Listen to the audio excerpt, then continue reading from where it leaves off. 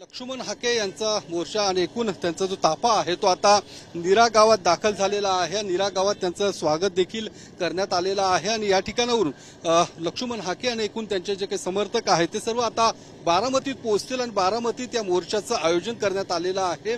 ज्या पद्धतीने मराठा आरक्षणासाठी राज्य सरकारने जो GR काढलेला आहे तो तात्काळ रद्द करावा ही प्रमुख मागणी लक्ष्मण हाके यांची आहे आणि आता लक्ष्मण हाके हे नीरात दाखल झालेले आहेत की जी बारामतीमध्ये मात्र परवानगी नाकारलेली आहे पोलिसांनी तुमच्या मोर्चाला।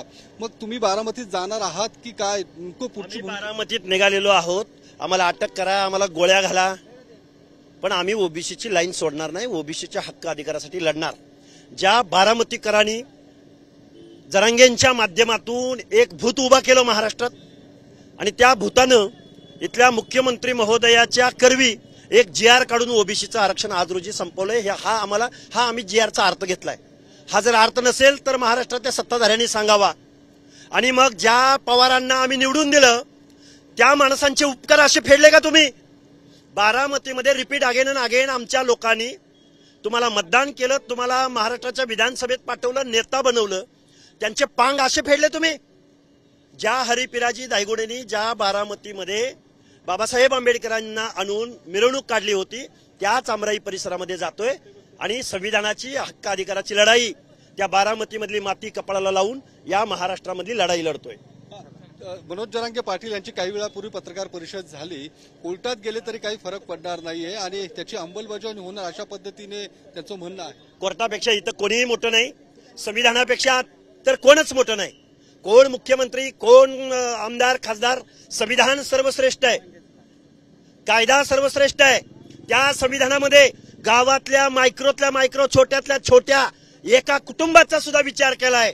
उद्या झुंडे आणचाल, आज आरक्षण काढून घेतलंय, उद्या गावातनं काढून लावचाल, अजिबात चालणार नाही। हा मेंढपाळाचा पोरगा आहे, कुठल्या आमदार खासदाराचा वारीस नाही। त्यामुळं हक्क अधिकाराची लढाई इथून पुढच्या कालावधीत छड्डू टोकून करणार। संविधान ज्याला कळतं, संविधान ज्याला कळतं त्याला संविधान, जो कोण दहशत करल त्याला आमच्याही मनगटात काय ताकद आहे ते आम्ही दाखवून देऊ।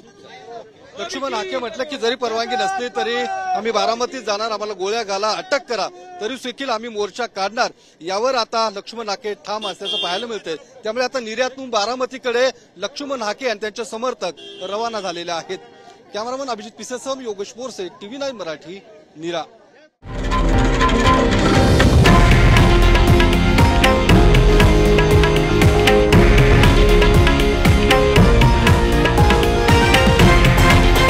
हे आहे देशातील नंबर 1 न्यूज नेटवर्क आणि आपण पाहत आहात TV9 मराठी, एकमेव।